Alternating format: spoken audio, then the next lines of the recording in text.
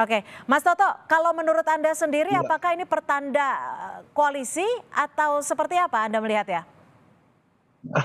iya, kita tidak bisa langsung simpulkan ini dalam konteks koalisi ya, karena sebetulnya maknanya memang lebih besar dari itu. Kalau kita lihat pertama cuitan ini langsung dari SBY, kan Ya, ada lambang tanda bintang SBY ya. Dan kita tahu juga kalau tadi Bang Panda bercerita tentang sejarah politik, saya pikir dalam hati Pak SBY, dalam alam pikiran Pak SBY ada satu hal yang lebih besar yang mungkin masih mengganjal buat dirinya, permasalahan rekonsiliasi. Luka sejarah tanda kutip yang ditafsirkan negatif misalnya oleh sebagian publik mengenai hubungan yang tidak baik antar dua tokoh ini. Bahkan kalau kita mau jujur, kalau kita bicara ideologi, kalau kita bicara bahkan program sekalipun, tidak ada perbedaan yang sangat mencolok antara Demokrat misalnya dengan PD Perjuangan. Dan misalnya kalau berbicara generasi kedua antara Mas Ahaye dengan Mbak Puan tidak pernah juga terlibat dalam sebuah konflik yang kemudian diartikan konfliktual lah misalnya atau masuk dalam luka sejarah politik.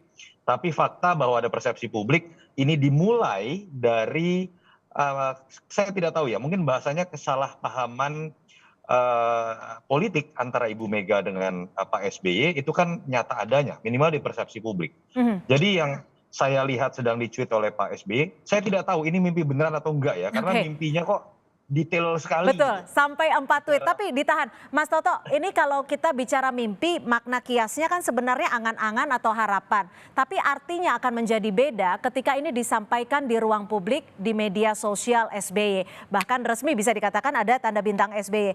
Apakah ini juga menjadi pesan SBY untuk menjodohkan antara Ganjar dan AHY? Iya, artinya begini, harapan ini sengaja dilempar oleh SBY bahwa ini bukan sekedar pertemuan AHY dengan Mbak Puan. Ini adalah dorongan dari SBY sendiri. Tetapi apakah ujungnya akan masuk ke dalam pilihan koalisi, saya pikir tetap tafsirnya bercabang.